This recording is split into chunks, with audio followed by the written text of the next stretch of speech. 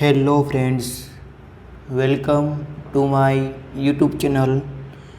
આજે આપણે ગુજરાત ગૌણ સેવા પસંદગી મંડળ દ્વારા લેવામાં આવતી પરીક્ષા કે જેમાં એડવર્ટાઇઝમેન્ટ નંબર 212 ગ્રુપ બીની મુખ્ય પરીક્ષાનો અભ્યાસક્રમ જોઈશું. સૌપ્રથમ આપણે ઇંગ્લિશમાં વાત કરીએ. ઇંગ્લિશ આપણે 20 માર્ક્સનું પૂછાવાનું છે. 20 ગુણનું પૂછાવાનું છે. 20 પ્રશ્નો છે. 20 પ્રશ્નોમાં કયા કયા ટોપિક આવી શકે તો કે tense, active voice, passive voice, transformation of sentence, use of articles and determiners, use of adjective, preposition and conjunction, verbs and adverbs, noun and pronouns, use of idiomatic expression, synonyms, antonyms, one word substitution, affixes, word that cause confusion like homonyms, homophones. તો આ English cover કરવા માટે vocab માટે black book આવે છે એ લઈ લેવી, અને ગ્રામર માટે નીતુ મેમની આવે નીતુ મેમની ઇંગ્લિશમાં વોલ્યુમ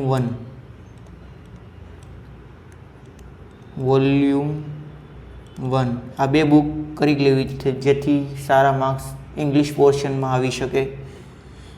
બીજો સબ્જેક્ટ છે જે ગુજરાતી છે એ 20 માર્ક્સનું પૂછાય છે. ગુજરાતીની વાત કરીએ. ગુજરાતી 20 માર્ક્સનું પૂછાવાનું છે. તો એ 20 માર્ક્સ માટે આપણે ગુજરાત પાઠ્યપુસ્તક મંડળના પુસ્તકો કરી શકીએ.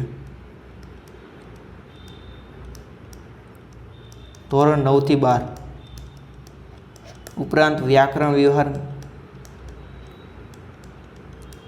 વિહારનું પુસ્તક પણ આવે છે, એ પણ આપણે કરી શકીએ છીએ.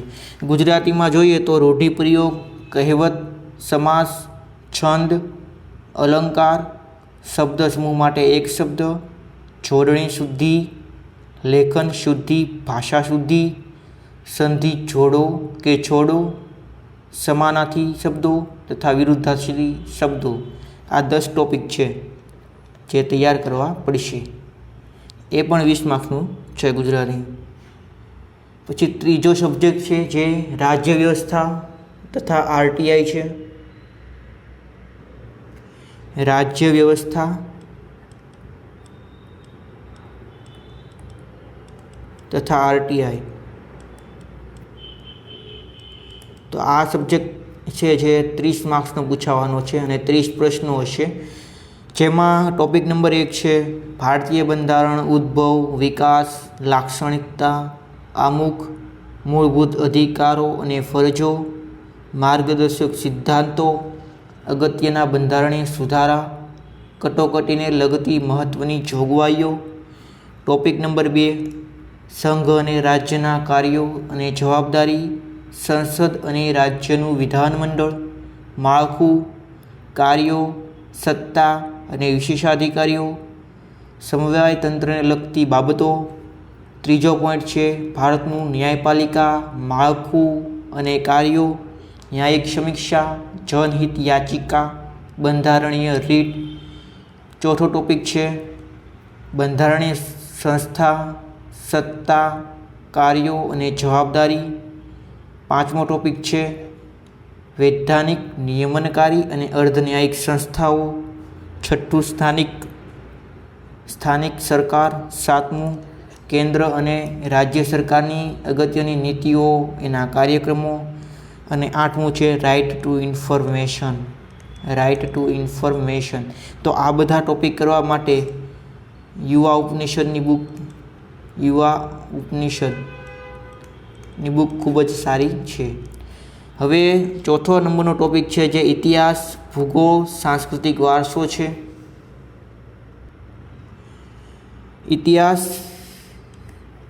ઇતિહાસ, ભૂગોળ અને સાંસ્કૃતિક વારસો. આ 3 ટોપિક થઈને 30 માર્ક્સના પૂછાવાનું છે અને 30 પ્રશ્નો છે. તો સૌપ્રથમ ઇતિહાસની વાત કરીએ તો ઇતિહાસમાં સિંધુ ખીણની સભ્યતા, લાક્ષણિકતાઓ, સ્થળો, સમાજ, સાંસ્કૃતિક ઇતિહાસ, કળા અને ધર્મ, સિંધુ ખીણની સભ્યતા અને ગુજરાતના સંદર્ભમાં માનવ સભ્યતાનો વિકાસ, વૈદિક યુગ, જૈન ધર્મ, બૌદ્ધ ધર્મ. આ જે 2 ટોપિક છે. પછી ત્રીજો ટોપિક છે ગુજરાતના રાજવંશો, મૈત્રિક વંશ, સોલંકી વંશ અને વાઘેલા વંશ. ચોથો ટોપિક છે 1857નો ભારતનો સ્વાતંત્ર્ય સંગ્રામ, ઉદ્ભવ, સ્વરૂપ, કારણો, પરિણામો અને મહત્વ ગુજરાતના વિશેષ સંદર્ભમાં. પાંચમો ટોપિક છે 19મી સદીમાં ભારત અને ગુજરાતમાં ધાર્મિક અને સામાજિક સુધારા આંદોલનો. છઠ્ઠો ટોપિક છે ભારતની સ્વતંત્રતા માટેની ચળવળ, ભારત અને વિદેશમાં ભારતીય ક્રાંતિકારી. સાતમો ટોપિક છે મહાત્મા ગાંધીના એકાદશ વ્રતો, 11 મહાવ્રતો, રચનાત્મક કાર્યક્રમ, હિન્દ સ્વરાજ. આઠમો ટોપિક છે સૌરાષ્ટ્ર, કચ્છ અને ગુજરાતના દેશી રાજ્યોને આઝાદી પછી સંઘર્ષમાં વિલીનીકરણની ઘટનાઓ. અને 9મો છે મહાગુજરાત આંદોલન. તો આ બધા ટોપિક માટે એક તો ગુજરાત રાજ્યના પાઠ્યપુસ્તક મંડળના પુસ્તકો કરી શકો, તથા તમિલનાડુ બોર્ડની ધોરણ 11 અને 12ની ઇંગ્લિશ મીડિયમની બુક આવે છે ઓલ્ડ, એ પણ કરી શકો છો. પછી આધુનિક ઇતિહાસ માટે સ્પેક્ટ્રમ કરી શકો, જે ઇંગ્લિશમાં આવે છે. પછી સાંસ્કૃતિક વારસો જોઈએ તો એમાં ભારત અને ગુજરાતનો સાંસ્કૃતિક વારસો, કળા સ્વરૂપ, સાહિત્ય, સંગીત, શિલ્પ અને સ્થાપત્ય. તો એની માટે નીતિન સિંઘાનિયાની બુક પણ આવે છે, નીતિન સિંઘાનિયા. અને ગુજરાત માટે ગુજરાતના મેળા, ઉત્સવ, ખાણીપીણી, પોશાક, પરંપરા, ગુજરાતના લોકનાટ્ય, કળા એટલે કે ભવાઈ, ગુજરાતી સાહિત્ય અને સાહિત્ય સંસ્થાઓ, ગુજરાતના સંગ્રહ સ્થાનો અને પુસ્તકાલય, ગુજરાતના તીર્થ સ્થળો અને પર્યટન સ્થળો. તો આ બધું છે એ હસુતાબેન સૈદાણીની બુક છે. જોરાવરસિંહ જાદવની બુક છે. અને ઉપરાંત લિબર્ટી છે એ પ્રકાશનની પણ બુક યુઝ કરી શકો. પછી આપણે ભૂગોળ જોઈએ. ભૂગોળ માટે શું કરવું? તો ભૂગોળ માટે તો પહેલાં સામાન્ય ભૂગોળ, સૂર્યમંડળના ભાગરૂપ પૃથ્વી, પૃથ્વીની ગતિ, સમય અને ઋતુની વિભાવના, પૃથ્વીની આંતરિક સંરચના, મુખ્ય ભૂમિ સ્વરૂપો, વાતાવરણ અને આબોહવા, મહાસાગર, દરિયાઈ અને ખંડીય સંસાધનો. ટોપિક નંબર 1 છે જે તમે ભૌતિક ભૂગોળ નામની એક યુનિવર્સિટી ગ્રંથ નિર્માણ બોર્ડ ગુજરાતની બુક આવે છે એ કરી શકો જેનું. અને બીજું ભૌતિક ભૂગોળ છે ભારત અને ગુજરાતનું ભૂપૃષ્ઠ, મુખ્ય પ્રાકૃતિક વિભાગ, ભૂકંપ, જ્વાળામુખી, ભૂસ્ખલન, કુદરતી અફવા, મોસમી આબોહવાના પ્રદેશો, ચક્રવાત, કુદરતી વનસ્પતિ, રાષ્ટ્રીય ઉદ્યાન, અભયારણ્ય, જમીનના મુખ્ય પ્રકાર, ખડકો અને ખનિજો. ગુજરાત રાજ્યનું પાઠ્યપુસ્તક ધોરણ 11નું કરી શકો તમે. અને ભારતની ભૂગોળ માટે યુનિવર્સિટી ગ્રંથ નિર્માણ બોર્ડની બુક કરી શકો. ગુજરાતની ભૂગોળ માટે પણ મંજુલાબેન દવેની બુક તમે કરી શકો છો. ગુજરાતના સંદર્ભમાં વાત કરીએ તો સામાજિક ભૂગોળમાં વસ્તીનું વિતરણ, વસ્તી ઘનતા, વસ્તી વૃદ્ધિ, સ્ત્રી પુરુષ પ્રમાણ, સાક્ષરતા, વ્યાવસાયિક સંરચના, અનુચિત જાતિ અને અનુચિત જનજાતિ વસ્તી. આ બધું છે એક તો ગુજરાત સરકારની વેબસાઇટમાંથી પણ કરી શકો છો. જે ડેટા હોય એ અમુક જે રિલેટિવ હોય તે તમે લઈ શકો. હવે વાત કરીએ અર્થશાસ્ત્ર, પર્યાવરણ અને વિજ્ઞાન અને ટેકનોલોજી. એ પણ 30 માર્ક્સનું પૂછાય છે.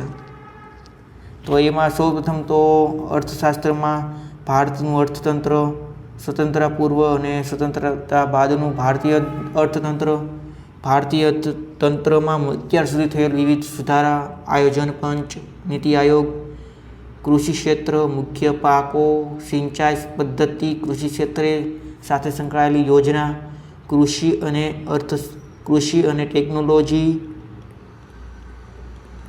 જૈવિક ખેતી, ટકાઉ ખેતી, કૃષિ વિત્તીય નીતિ, કૃષિ ઉત્પાદનની ભાવ નીતિ, ખાદ્ય સુરક્ષા, જાહેર વિતરણ, ભારતના ઉદ્યોગ, ઔદ્યોગિક નીતિ, ભારતીય અર્થતંત્રમાં આંતરમાળખું, ઉર્જા, બંદર, માર્ગો, હવાઈ મથકો, રેલવે, ટેલિકમ્યુનિકેશન, આંતરમાળખા સાથે સંકળાયેલા સંસ્થા, ભારતીય જાહેર વિત્ત વ્યવસ્થા, ભારતીય કર પદ્ધતિ, જાહેર ખર્ચ, જાહેર દેવું, ભારતીય અર્થતંત્રમાં ખાદ્ય અને સહાય, તાજેતરના રાજકોષીય અને નાણાકીય નીતિના મુદ્દા, આરબીઆઈ, તેનું કાર્યક્ષેત્ર અને તેની નીતિઓ. તો અર્થશાસ્ત્ર માટે તમે વિવેક સિંહની ઇંગ્લિશ મીડિયમમાં બુક આવે તે તમે કરી શકો છો. અને ગુજરાત માટે ગુજરાતીમાં કરવું હોય તો યુવા ઉપનિષદની પણ કરી શકો છો.